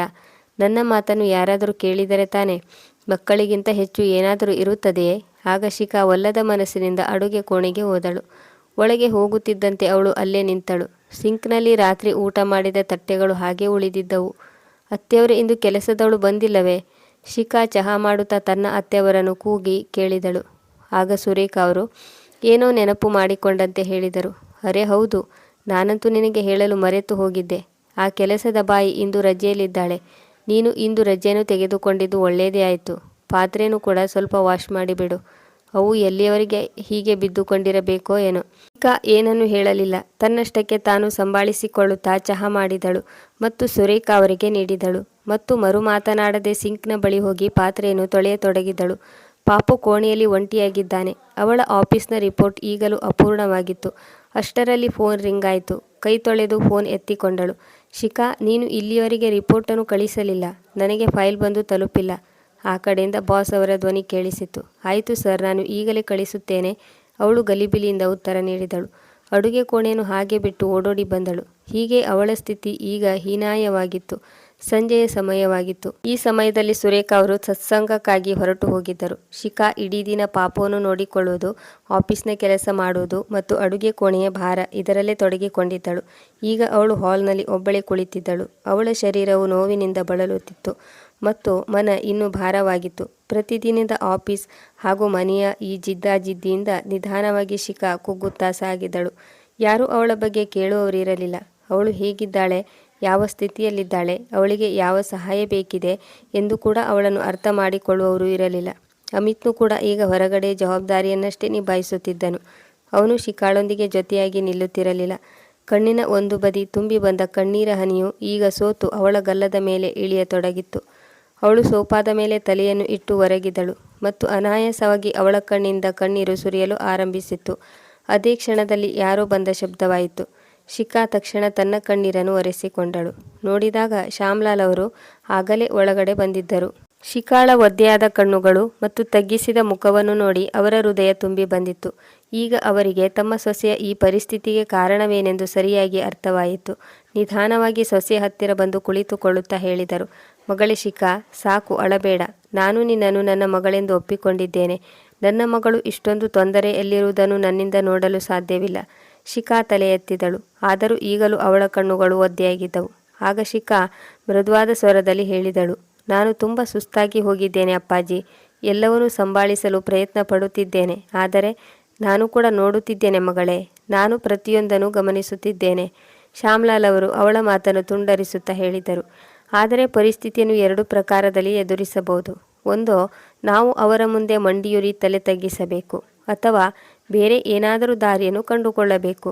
ಬದಲಾವಣೆಯ ಆರಂಭವನ್ನು ನಾವೇ ಸ್ವತಃ ಶುರು ಮಾಡಬೇಕಾಗುತ್ತದೆ. ಚಿಕ್ಕ ಮಗಳೇ, ಒಂದು ವೇಳೆ ನೀನು ಬದಲಾವಣೆಯನ್ನು ಇಷ್ಟಪಡುತ್ತೀಯ ಎಂದರೆ ಈಗಲೇ ನೀನು ಒಂದು ನಿರ್ಧಾರವನ್ನು ತೆಗೆದುಕೊಳ್ಳಬೇಕು. ಅದು ನಿನಗಾಗಿ. ಶಿಖಾ ಹಾಂ ಎಂದು ತಲೆ ಆಡಿಸಿದಳು. ಅವಳು ಏನನ್ನೋ ಹೇಳಬೇಕೆಂದಿದ್ದಳು. ಆದರೆ ಶಬ್ದವು ಗಂಟಲಿನಲ್ಲಿ ಸಿಕ್ಕಿ ಹಾಕಿಕೊಂಡಿತ್ತು. ಮಾರನೇ ದಿನ ಸಂಜೆ ಆಫೀಸ್ನಿಂದ ಮನೆಗೆ ಬರುವಾಗ ಅವಳ ಮುಖದ ಮೇಲೆ ಯಾವುದೇ ಗಡಿಬಿಡಿ ಇರಲಿಲ್ಲ. ಅವಳ ಮುಖದಲ್ಲಿ ಒಂದು ಸ್ಥಿರತೆ ಇತ್ತು. ಕಣ್ಣಿನಲ್ಲಿ ಆಯಾಸದ ಬದಲು ಆ ಸ್ಥಾನದಲ್ಲಿ ಏನೋ ಒಂದು ಬದಲಾವಣೆ ಮಾಡಬೇಕೆಂಬ ಸಂಕಲ್ಪವನ್ನು ತೊಟ್ಟಿದ್ದಳು. ಮನೆಗೆ ಪ್ರವೇಶ ಮಾಡುತ್ತಿದ್ದಂತೆ ಅವಳು ನೋಡಿದಳು. ಎಲ್ಲರೂ ಡ್ರಾಯಿಂಗ್ ರೂಮ್ನಲ್ಲಿ ಅಮಿತ್, ಸುರೇಖಾ ಮತ್ತು ಪಾಪು ಟಿವಿ ನೋಡುತ್ತಾ ಕುಳಿತಿದ್ದರು. ಶಿಖಾ ತನ್ನ ಪರ್ಸನ್ನು ಟೇಬಲ್ ಮೇಲೆ ಇಟ್ಟಳು. ಸುರೇಖಾ ಅವರು ಕೂಗಿ ಹೇಳಿದರು, ಇಂದು ಮತ್ತೆ ಲೇಟಾಯಿತೆ. ಇಂದು ಯಾವ ನೆಪವನ್ನು ಹೇಳುತ್ತೀಯಾ? ಆಗ ಶಿಖಾ ಅಮ್ಮನ ಕಡೆಗೆ ನೋಡುತ್ತಾ ಆರಾಮಾಗಿ ಸೋಫಾದಲ್ಲಿ ಕುಳಿತುಕೊಳ್ಳುತ್ತಾ ಹೇಳಿದಳು, ಆಯ್ತಮ್ಮ, ಇಂದು ನಾನು ಕೊನೆಯ ಬಾರಿ ಲೇಟಾಗಿ ಬಂದಿದ್ದೇನೆ. ಇನ್ನೆಂದೂ ಲೇಟಾಗುವುದಿಲ್ಲ. ನಾಳೆಯಿಂದ ಎಲ್ಲ ಕೆಲಸವನ್ನು ಸಮಯಕ್ಕೆ ಸರಿಯಾಗಿ ಮಾಡುತ್ತೇನೆ. ಆಗ ಸುರೇಖಾ ಅಚ್ಚರಿಗೊಂಡು ಹೇಳಿದರು, ಅಯ್ಯೋ, ನಾಳೆ ಅಂಥದ್ದೇನಾಗುತ್ತದೆ? ಶಿಖಾ ಶಾಂತ ಸ್ವರದಲ್ಲಿ ಹೇಳಿದಳು, ನಾನು ನೌಕರಿಯನ್ನು ರಿಸೈನ್ ಮಾಡಿ ಬಂದಿದ್ದೇನೆ. ನಾಳೆಯಿಂದ ನಾನು ಮನೆಯಲ್ಲೇ ಇರುತ್ತೇನೆ ಮತ್ತು ಎಲ್ಲ ಕೆಲಸವನ್ನು ನೋಡಿಕೊಳ್ಳುತ್ತೇನೆ. ಪಾಪುಗೂ ಕೂಡ ಸಂಪೂರ್ಣವಾಗಿ ಸಮಯ ನೀಡುತ್ತೇನೆ. ಈಗ ನನ್ನ ಮೇಲೆ ಕಂಪ್ಲೇಂಟ್ ಮಾಡುವ ಯಾವುದೇ ಅವಕಾಶವನ್ನು ನಾನು ಕೊಡುವುದಿಲ್ಲ. ಮನೆಯಲ್ಲಿ ಒಂದೇ ಸಮನೆ ಮೌನ ಆವರಿಸಿತ್ತು. ಸುರೇಖಾ ಅವರ ಮುಖದಲ್ಲಿ ವಿಜಯದ ನಗು ಮೂಡಿತ್ತು. ಆದರೆ ಅಮಿತ್ ಆಶ್ಚರ್ಯಚಕಿತನಾದನು. ಏನು, ನೀನು ನೌಕರಿಯನ್ನು ಬಿಟ್ಟೇನು? ನನ್ನನ್ನು ಕೇಳದೆ? ಆಗ ಶಿಖಾ ಅವನ ಕಣ್ಣಲ್ಲಿ ಕಣ್ಣಿಟ್ಟು ನೋಡಿದಳು ಮತ್ತು ಹೇಳಿದಳು, ನಿನ್ನನ್ನು ಕೇಳಿದರೆ ನೀನು ತಡೆಯುತ್ತಿದ್ದೆ. ಆದರೆ ಈಗ ನನ್ನಲ್ಲಿ ಅಷ್ಟೊಂದು ಧೈರ್ಯವಿಲ್ಲ ಎಂದು ನನಗೆ ಅರ್ಥವಾಗಿದೆ. ಸುರೇಖಾ ಅವರ ಮುಖದ ಮೇಲೆ ಸಂತೋಷಭರಿತ ನಗು ಮೂಡಿತ್ತು. ಮಗಳೇ, ನೀನು ತುಂಬ ಒಳ್ಳೆಯ ಕೆಲಸ ಮಾಡಿದ್ದೀಯಾ. ನಾನು ಕೂಡ ಇದನ್ನೇ ಬಯಸಿದ್ದೆ. ಈಗ ಮನೆಯಲ್ಲೇ ಇರು, ಎಲ್ಲವನ್ನೂ ನೋಡಿಕೊ. ಹೇಗಿದ್ದರೂ ಈ ನೌಕರಿ ಹೆಂಗಸರಿಗೆ ಸರಿಯಾದುದಲ್ಲ. ಅಮಿತ್ನು ಅಮ್ಮನ ಕಡೆಗೆ ನೋಡುತ್ತಾ ತನ್ನ ಹಣೆಯ ಮೇಲೆ ಕೈ ಹೊತ್ತು ಕುಳಿತನು. ಅಮ್ಮನ ಖುಷಿಯನ್ನು ನೋಡಿ ಅವನು ಸುಮ್ಮನಾದನು. ತಾನು ಏನು ಹೇಳಬೇಕೆಂದು ಅವನಿಗೆ ಅರ್ಥವಾಗಲಿಲ್ಲ. ಶ್ಯಾಮ್ಲಾಲ್ ಅವರು ಎಲ್ಲವನ್ನೂ ನೋಡುತ್ತಾ ಕುಳಿತಿದ್ದರು. ಇದಕ್ಕೆ ಅವರ ಮುಖದಲ್ಲಿ ಯಾವುದೇ ಪ್ರತಿಕ್ರಿಯೆ ಇರಲಿಲ್ಲ. ಹೀಗೆ ದಿನ ಕಳೆಯಿತು. ಶಿಖಾ ಈಗ ಮನೆ ಕೆಲಸದಲ್ಲಿ ತೊಡಗಿಸಿಕೊಂಡಳು. ಶಿಖಾ ನೌಕರಿಯನ್ನು ಬಿಟ್ಟು 15 ದಿನಗಳಾಗಿದ್ದವು.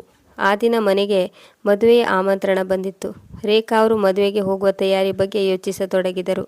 ಅಮಿತ್, ನನಗೆ 10,000 ರೂಪಾಯಿ ಕೊಡು. ನಿನ್ನ ದೊಡ್ಡಮ್ಮನ ಮನೆಯಲ್ಲಿ ಮದುವೆ ಇದೆ. ಆದ್ದರಿಂದ ಈಗಲೇ ತಯಾರಿಯನ್ನು ಶುರು ಮಾಡಿಕೊಳ್ಳಬೇಕು. ಮದುವೆಯಲ್ಲಿ ಹೆಚ್ಚಿನ ಖರ್ಚಾಗುತ್ತದೆ.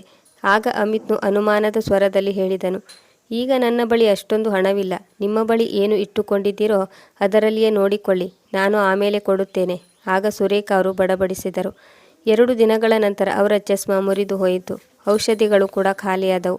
ಅಮಿತ್, ಈಗಲಾದರೂ ಸ್ವಲ್ಪ ಹಣವನ್ನು ಕೊಡು ಮಗ. ಚಸ್ಮಾವನ್ನು ಸರಿ ಮಾಡಿಸಿಕೊಳ್ಳಬೇಕು. ಔಷಧಿಯನ್ನು ತೆಗೆದುಕೊಳ್ಳಬೇಕು. ಈಗ ಅಮಿತ್ನು ತುಂಬ ಚಿಂತೆಗೊಳಗಾದನು. ಅಮ್ಮ, ನನ್ನ ಬಳಿ ಈಗ ಅಷ್ಟೊಂದು ಹಣವಿಲ್ಲ.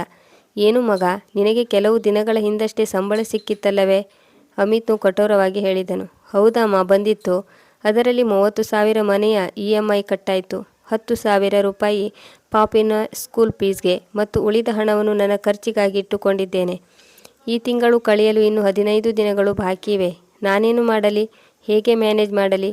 ಆಗ ಶ್ಯಾಮ್ಲಾಲ್ ಅವರು ಹೇಳಿದರು. ಆದರೆ ಮಗ, ನಮಗೆ ಇಲ್ಲಿಯವರೆಗೆ ಹಣಕ್ಕೆ ಯಾವುದೇ ಕೊರತೆ ಇರಲಿಲ್ಲ. ಅಮಿತ್ನು ತಂದೆಯ ಕಡೆಗೆ ನೋಡಿದನು. ಸಿಟ್ಟಿನಲ್ಲಿ ಹೇಳಿದನು. ಹೇಗೆ ಕೊರತೆಯಾಗುತ್ತಿತ್ತು? ಶಿಖಾಳ ನೌಕರಿಯಿಂದ 50,000 ರೂಪಾಯಿ ಬರುತ್ತಿತ್ತು ಅಲ್ಲವೇ? ಅದರಿಂದಲೇ ಮನೆಯ ಮತ್ತು ಸ್ಕೂಲ್ ಫೀಸ್ ಕೂಡ ಕಟ್ಟಾಗಿ ಹೋಗುತ್ತಿತ್ತು. ಆಗ ಒಂದೇ ಕ್ಷಣದಲ್ಲಿ ಅಮಿತ್ ಎದ್ದು ನಿಂತನು. ಶಿಖಾಳ ಕಡೆಗೆ ನೋಡುತ್ತಾ ಸಿಟ್ಟಿನಿಂದ ಕೂಗಾಡತೊಡಗಿದನು. ಇವಳಂತೂ ನೌಕರಿಯನ್ನು ಬಿಟ್ಟು ಹೇಗೆ ಮನೆಯಲ್ಲಿ ಕುಳಿತುಕೊಂಡಿದ್ದಾಳೆಂದರೆ ಮನೆಯ ಖರ್ಚು ವೆಚ್ಚಕ್ಕೂ ಇವಳಿಗೂ ಏನೂ ಸಂಬಂಧವಿಲ್ಲದಂತೆ ಹಾಯಾಗಿದ್ದಾಳೆ. ಸ್ವಲ್ಪ ದಿನಗಳಲ್ಲಿ ಅವಳಿಗೆ ಪ್ರಮೋಷನ್ ಆಗುವುದರಲ್ಲಿತ್ತು. ಪ್ರಮೋಷನ್ ಜೊತೆಗೆ ಅವಳ ಸಂಪಾದನೆಯೂ ಕೂಡ 1.5 ಪಟ್ಟು ಹೆಚ್ಚಾಗುತ್ತಿತ್ತು. ಇದನ್ನು ಕೇಳುತ್ತಿದ್ದಂತೆ ಸುರೇಖಾ ಅವರು ಬಿಟ್ಟ ಕಣ್ಣು ಬಿಟ್ಟ ಹಾಗೆ ನೋಡತೊಡಗಿದರು. ಮತ್ತೆ ಅಮಿತ್ ಕೂಗಾಡಿದನು. ಇಷ್ಟೊಂದು ಬೆಲೆ ಏರಿಕೆಯ ದಿನಗಳಲ್ಲಿ ಮನೆಯನ್ನು ಹೇಗೆ ನಡೆಸಬೇಕು ಎಂದು ಎಂದಾದರೂ ಯೋಚಿಸಿದೆಯೇನು? ನಾನೊಬ್ಬನೇ ಎಲ್ಲವನ್ನು ಹೇಗೆ ಸಂಭಾಳಿಸಬಲ್ಲೆ? ಶಿಖಾ ಏನನ್ನು ಹೇಳುವುದಕ್ಕಿಂತ ಮೊದಲೇ ಶ್ಯಾಮ್ಲಾಲ್ ಅವರ ಗಡುಸಾದ ಧ್ವನಿಯು ಸುತ್ತಲೂ ಮೊಳಗಿತ್ತು. ಮಗ, ಈ ಪ್ರಶ್ನೆಯನ್ನು ನೀನು ಸೊಸೆಯಲ್ಲಿ ಕೇಳಬೇಡ, ನಿನ್ನ ಅಮ್ಮನಲ್ಲಿ ಕೇಳು. ಆಗ ಸುರೇಖಾ ಅವರು ಅಚ್ಚರಿಗೊಂಡು ನೋಡಿದರು. ನಿಮ್ಮ ಮಾತಿನ ಅರ್ಥವೇನು? ನಾನಂತೂ ಸೊಸೆಗೆ ನೌಕರಿಯನ್ನು ಬಿಡು ಎಂದು ಹೇಳಿರಲಿಲ್ಲ. ಅವಳೇ ಸ್ವತಃ ತನ್ನ ಇಷ್ಟದಂತೆ ನಿರ್ಧಾರ ಮಾಡಿದ್ದಾಳೆ. ತನ್ನನ್ನು ತಾನು ರಕ್ಷಿಸಿಕೊಳ್ಳುತ್ತಾ ಸುರೇಖಾ ಅವರು ಹೇಳಿದರು. ಆದರೆ ಇಂದು ಶ್ಯಾಮ್ಲಾಲ್ ಅವರು ತಮ್ಮ ಪತ್ನಿಯನ್ನು ಕ್ಷಮಿಸುವ ಮನಸ್ಥಿತಿಯಲ್ಲಿ ಇರಲಿಲ್ಲ. ಹೌದು, ನಿರ್ಧಾರ ಸೊಸೆಯದಾಗಿತ್ತು. ಆದರೆ ಆ ನಿರ್ಧಾರದ ಹಿಂದೆ ಯಾರು ಒತ್ತಡ ಹೇರಿದ್ದರು? ಇದನ್ನು ಕೂಡ ತಿಳಿದುಕೊಳ್ಳಬೇಕು. ಸುರೇಖಾ, ನಾನು ಇಷ್ಟು ಮಾತ್ರ ಹೇಳಬಲ್ಲೆ. ಹೇಗೆ ಮನೆಯ ಖರ್ಚು ವೆಚ್ಚಕ್ಕಾಗಿ ಸಂಪಾದಿಸಲು ಹೆಚ್ಚು ಜನರ ಅವಶ್ಯಕತೆ ಇರುತ್ತದೆಯೋ ಹಾಗೆ ಮನೆಯನ್ನು ನಡೆಸಲು ನೋಡಿಕೊಳ್ಳಲು ಕೂಡ ಹೆಚ್ಚು ಜನರು ಬೇಕಾಗುತ್ತಾರೆ. ನೀನು ಯಾವಾಗಲೂ ನಿನ್ನ ಮಗನೊಬ್ಬನೇ ಆಫೀಸ್ನಲ್ಲಿ ಕೆಲಸ ಮಾಡಿ ಆಯಾಸಗೊಂಡು ಮನೆಗೆ ಬರುತ್ತಾನೆ ಎಂದು ಅಂದುಕೊಳ್ಳುತ್ತಿದ್ದೀಯಲ್ಲವೇ? ಆದರೆ ನೀನು ಎಂದಾದರೂ ನಿನ್ನ ಸೊಸೆಯು ಕೂಡ ಇಡೀ ದಿನ ಆಫೀಸ್ನಲ್ಲಿ ಕೆಲಸ ಮಾಡಿ ಆಯಾಸಗೊಂಡು ಮನೆಗೆ ಬರುತ್ತಾಳೆ ಮತ್ತು ಮನೆಯಲ್ಲಿ ಕೂಡ ಬೆಳಿಗ್ಗೆ ರಾತ್ರಿ ಕೆಲಸ ಮಾಡುತ್ತಾಳೆ ಎಂದು ಎಂದಾದರೂ ಯೋಚಿಸಿದ್ದೀಯೇನು? ಅವಳ ಆಫೀಸ್ನಲ್ಲಿ ಹೂಗಳ ತೋಟ ಇರುವ ಹಾಗೆ ಅವಳ ಆಫೀಸ್ ಬೇರೆಯಾಗಿದೆಯೇನು?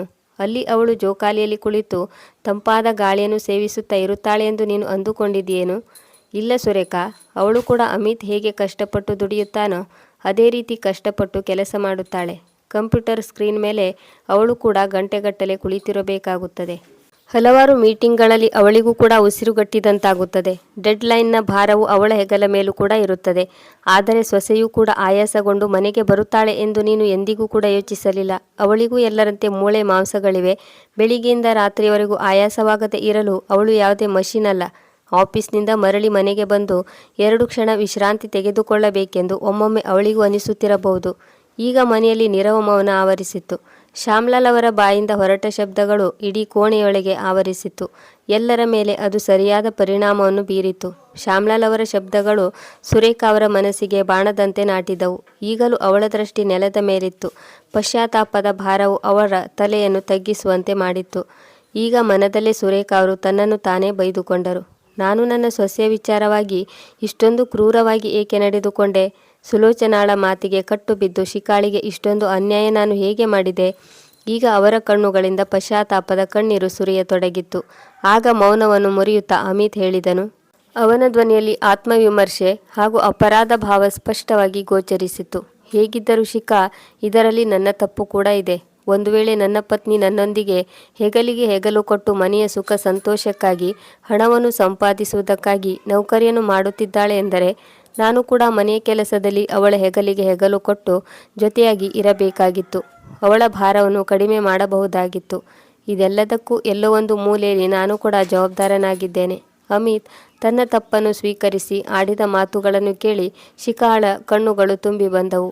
ಅವನ ಮಾತುಗಳು ಅವಳಿಗೆ ಹೇಳಿಕೊಳ್ಳಲಾಗದಷ್ಟು ಸಮಾಧಾನ ತಂದಿತ್ತು. ಸುರೇಖಾ ಅವರಿಗೆ ಇನ್ನೂ ಹೆಚ್ಚು ಹೊತ್ತು ಸಹಿಸಿಕೊಡಲು ಸಾಧ್ಯವಾಗಲಿಲ್ಲ. ಅವಳು ಎದ್ದು ಶಿಖಾಳ ಬಳಿ ಬಂದಳು ಮತ್ತು ನಡುಗುವ ಸ್ವರದಲ್ಲಿ ಹೇಳಿದಳು, ಶಿಖಾ ಮಗಳೇ, ನನ್ನನ್ನು ಕ್ಷಮಿಸಿಬಿಡು. ನಾನು ಸುಲೋಚನಾಳ ಮಾತನ್ನು ಕೇಳಿ ತಪ್ಪು ಮಾಡಿದೆ. ನನ್ನಿಂದ ಇಷ್ಟು ದೊಡ್ಡ ತಪ್ಪಾಗಬಹುದೆಂದು ನಾನು ಅಂದುಕೊಂಡಿರಲಿಲ್ಲ. ನೀನು ಈ ಮನೆಗಾಗಿ ಏನೆಲ್ಲ ಮಾಡಿದೆ, ಆದರೆ ನಾನು ಕೇವಲ ನಿನಗೆ ಬೈಯುತ್ತಲೇ ಇದ್ದೆ. ಇಲ್ಲ ಅಮ್ಮ, ಇಲ್ಲ ಎಂದು ಶಿಖಾ ತನ್ನ ಅತ್ತೆಯ ಕೈಯನ್ನು ಹಿಡಿದುಕೊಂಡಳು. ನೀವು ನನ್ನ ಅಮ್ಮ ಇದ್ದ ಹಾಗೆ. ಅಮ್ಮ ಎಂದಿಗೂ ತನ್ನ ಮಕ್ಕಳಲ್ಲಿ ಕ್ಷಮೆ ಕೇಳುವುದಿಲ್ಲ. ನೀವು ಇಷ್ಟಪಟ್ಟರೆ ನಾನು ಮತ್ತೆ ನೌಕರಿಗೆ ಹೋಗುತ್ತೇನೆ, ಶಿಖಾಳು ವಿನಮ್ರಳಾಗಿ ಹೇಳಿಕೊಂಡಳು. ಸುರೇಖಾ ಅವರು ಶಿಖಾಳನ್ನು ಅಪ್ಪಿಕೊಂಡು ಹೇಳಿದರು, ಮಗಳೇ, ಈಗ ನೀನು ಯಾವ ನಿರ್ಧಾರ ತೆಗೆದುಕೊಳ್ಳುತ್ತೀಯೋ ಅದಕ್ಕೆ ನಾನು ಯಾವಾಗಲೂ ನಿನ್ನ ಜೊತೆಯಾಗಿರುತ್ತೇನೆ. ನನಗೆ ಕೇವಲ ನಗುನಗುತ್ತಾ ಓಡಾಡಿಕೊಂಡಿರುವ ನನ್ನ ಸೊಸೆ ಮರಳಿಬೇಕು. ಈ ಮಾತನ್ನು ಕೇಳಿ ಶ್ಯಾಮ್ಲಾಲ್ ಅವರು ಮುಗುಳು ನಕ್ಕರು. ಹೇಗಿದ್ದರೂ ಹಣದ ಅವಶ್ಯಕತೆ ಇದ್ದರೆ ನನ್ನ ಅಕೌಂಟ್ನಲ್ಲಿ 50,000 ರೂಪಾಯಿ ಇದೆ. ಜೀವನ್ ವಿಮೆಯ ಹಣ ಸ್ವಲ್ಪ ದಿನ ಮೊದಲೇ ಜಮೆಯಾಗಿತ್ತು. ಸುರೇಖಾ, ನೀನು ಅಮಿತ್ನ ಜೊತೆಗೆ ಹೋಗು ಮತ್ತು ಹಣವನ್ನು ತೆಗೆದುಕೊಂಡು ಬಾ ಮತ್ತು ಏನೇನು ಅವಶ್ಯಕತೆ ಇದೆಯೋ ಎಲ್ಲ ಸಾಮಾನುಗಳನ್ನು ತೆಗೆದುಕೊಂಡು ಬಾ. ಸ್ವಲ್ಪ ಹೊತ್ತಿನ ನಂತರ ಮನೆಯ ವಾತಾವರಣ ಎಲ್ಲವೂ ಸಾಮಾನ್ಯ ಸ್ಥಿತಿಗೆ ಬಂದಿತ್ತು. ಅಮಿತ್ ಮತ್ತು ಸುರೇಖಾ ಅವರು ತಯಾರಾಗಿ ಹಣವನ್ನು ತೆಗೆದುಕೊಂಡು ಬರಲು ಹೋದರು. ಶ್ಯಾಮ್ಲಾಲ್ ಅವರು ಮುಗುಳು ನಗುತ್ತಾ ನೋಡಿದರು ಮತ್ತು ಮೃದುವಾಗಿ ಹೇಳಿದರು, ನೋಡಿದ್ಯಾ ಮಗಳೇ ಶಿಖಾ, ನನ್ನ ಐಡಿಯಾ ಫಲಿಸಿತ್ತಲ್ಲವೇ? ಸ್ವಲ್ಪ ದಿನಗಳಲ್ಲಿ ಅಮ್ಮ ಮಗ ಇಬ್ಬರು ನೆಟ್ಟಗಾದರು. ಅವರಿಗೆ ಬುದ್ಧಿ ಕಲಿಸಲು ಇದೊಂದೇ ದಾರಿ ಉಳಿದಿತ್ತು.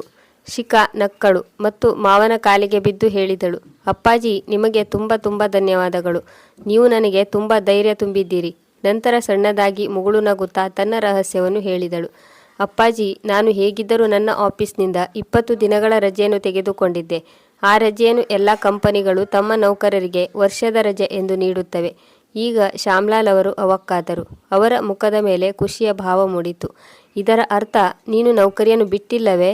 ವಾವ್, ನನ್ನ ಶೂರ ಮಗಳೇ, ನೀನಂತೂ ಬುದ್ಧಿವಂತಿಕೆಯಿಂದ ನಿನ್ನ ತಲೆ ಓಡಿಸಿದ್ದೀಯಾ. ಆಗ ಇಬ್ಬರು ತಂದೆ ಮಗಳು ಜೋರಾಗಿ ನಕ್ಕರು. ಕೆಲವು ದಿನಗಳಲ್ಲಿ ಶಿಖಾ ಮತ್ತೆ ಆಫೀಸಿಗೆ ಹೋಗತೊಡಗಿದಳು. ಪರಿಶ್ರಮ ಪಡುವುದು ಅವಳ ಸ್ವಭಾವದಲ್ಲೇ ಅಡಗಿತ್ತು. ಕೆಲಸದಲ್ಲಿ ಅವಳ ಸಮರ್ಪಣಾ ಭಾವ ಮತ್ತು ತನ್ಮಯತೆಯು ಅವಳನ್ನು ಕಂಪನಿಯ ಬ್ರಾಂಚ್ ಮ್ಯಾನೇಜರ್ ಆಗಿ ಮಾಡಿತ್ತು. ದೊಡ್ಡ ಮೊತ್ತದ ಸಂಬಳದೊಂದಿಗೆ ಶಿಖಾ ಈಗ ತುಂಬ ಆತ್ಮವಿಶ್ವಾಸದಿಂದ ಬೀಗುತ್ತಿದ್ದಳು. ಈಗ ಮನೆಯಲ್ಲಿ ಮೊದಲಿನ ಖುಷಿ ಮರಳಿ ಬಂದಿತ್ತು. ಸುರೇಖಾ ಅವರು ಈಗ ಶಿಖಾಳೊಂದಿಗೆ ಅಡುಗೆ ಕೆಲಸದಲ್ಲಿ ಕೈ ಜೋಡಿಸುತ್ತಿದ್ದರು. ಅಮಿತ್ನು ಕೂಡ ಚಿಕ್ಕ ಪುಟ್ಟ ಕೆಲಸಗಳನ್ನು ಸಂಭಾಳಿಸುವುದರ ಜೊತೆಗೆ ಪಾಪುವನ್ನು ಕೂಡ ಚೆನ್ನಾಗಿ ನೋಡಿಕೊಳ್ಳುತ್ತಿದ್ದಾನೆ.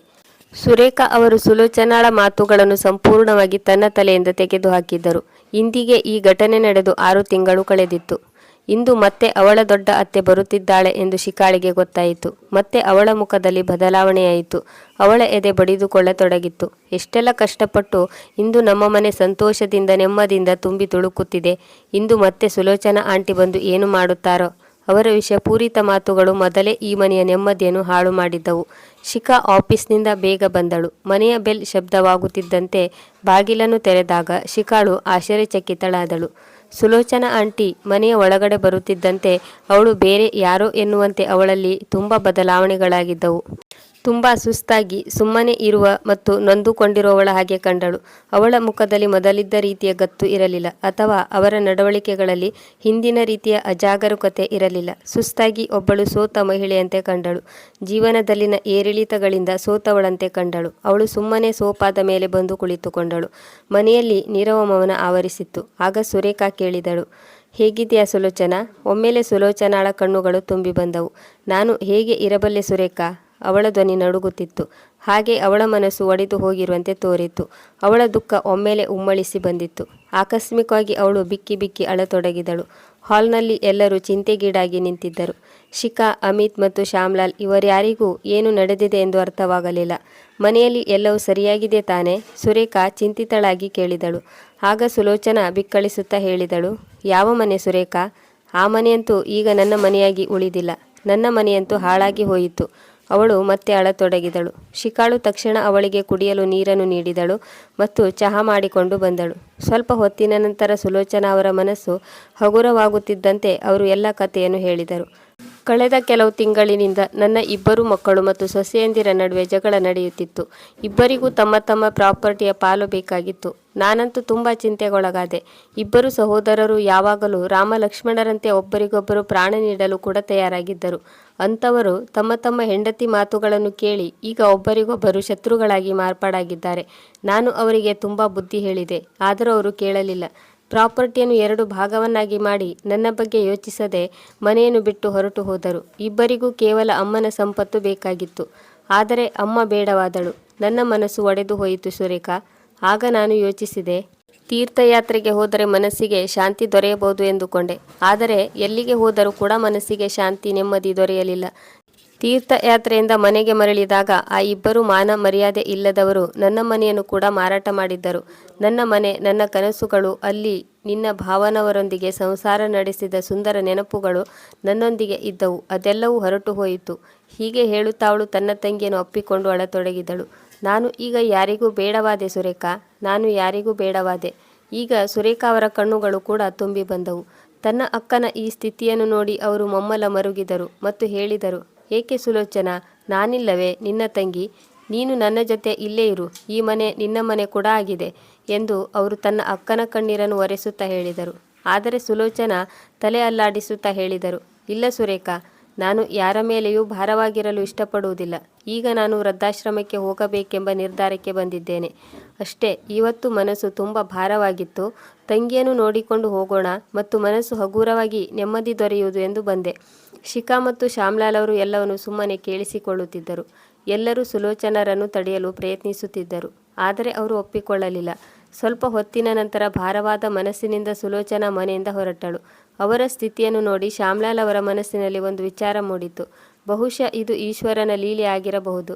ಮತ್ತೊಬ್ಬರ ಮನೆಯಲ್ಲಿ ಹಿಂದೊಮ್ಮೆ ಬೆಂಕಿ ಹಚ್ಚುತ್ತಿದ್ದಳು, ಇಂದು ಅವಳ ಮನೆಯ ಬೆಂಕಿ ಹತ್ತಿ ಉರಿಯುತ್ತಿದೆ. ಯಾರೇ ಒಪ್ಪಿಕೊಳ್ಳಲಿ ಬಿಡಲಿ, ನಾವು ಮಾಡಿದ್ದಕ್ಕೆ ನಮಗೆ ಇಲ್ಲೇ ಫಲ ದೊರೆಯುತ್ತದೆ. ನಾವು ಮಾಡಿದ ಕರ್ಮಗಳೇ ಮುಂದೆ ನಮಗೆ ಫಲದ ರೂಪದಲ್ಲಿ ದೊರೆಯುತ್ತವೆ. ಒಂದು ವೇಳೆ ಮನುಷ್ಯ ಇದನ್ನು ಅರಿತುಕೊಂಡು ಬಾಳಿದರೆ ಈ ಭೂಮಿಯೇ ಸ್ವರ್ಗವಾಗುವುದು. ವೀಕ್ಷಕರೇ, ನಿಮಗೆ ಈ ಕತೆ ಹೇಗೆನಿಸಿತು? ಶ್ಯಾಮ್ಲಾಲ್ ಅವರ ನಿರ್ಧಾರ ಸರಿಯಾಗಿತ್ತೇ? ಕಮೆಂಟ್ ಬಾಕ್ಸ್ನಲ್ಲಿ ನಿಮ್ಮ ಅನಿಸಿಕೆ ಅಭಿಪ್ರಾಯಗಳನ್ನು ಅವಶ್ಯವಾಗಿ ತಿಳಿಸಿ. ಈ ವಿಡಿಯೋ ನಿಮಗೆ ಇಷ್ಟವಾದರೆ ವಿಡಿಯೋವನ್ನು ಲೈಕ್ ಮಾಡಿ ಮತ್ತು ಚಾನಲನ್ನು ಸಬ್ಸ್ಕ್ರೈಬ್ ಮಾಡಿ. ಒಂದು ವೇಳೆ ಈ ಕತೆ ನಿಮ್ಮ ಮನಸ್ಸಿಗೆ ನಾಟಿದ್ದರೆ ಅವಶ್ಯವಾಗಿ ಇದನ್ನು ಶೇರ್ ಮಾಡಿ. ಕಥೆಯನ್ನು ಕೊನೆಯವರೆಗೂ ಕೇಳಿದ್ದಕ್ಕಾಗಿ ನಿಮಗೆ ತುಂಬ ಧನ್ಯವಾದಗಳು. ಮುಂದಿನ ಕಥೆಯಲ್ಲಿ ಭೇಟಿಯಾಗೋಣ.